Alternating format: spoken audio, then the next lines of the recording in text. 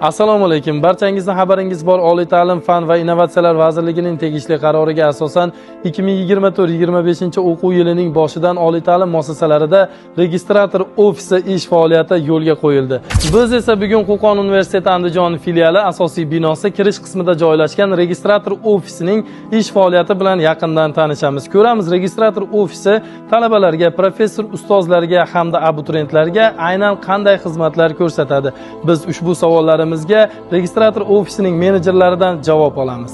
Qo'qon universiteti Andijon filialida registrator ofisini tashkil etishdan asosiy maqsad talabalar, abituriyentlar va professor o'qituvchilarga ortiqcha ovoragarchiliklarni oldini olgan holda markazlashgan tarzda sifatli xizmatlarni taqdim etishdir.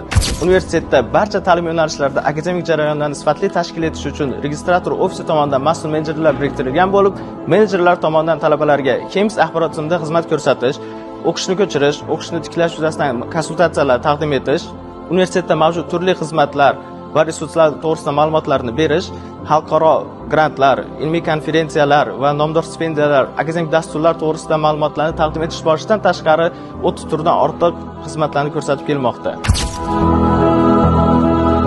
Bizning asosiy maqsadimiz oliy ta'lim muassasamizning barqaror rivojlanishiga hissa qo'shish va akademik jarayonlarni zamonaviy talablar asosida tashkil qilishdir.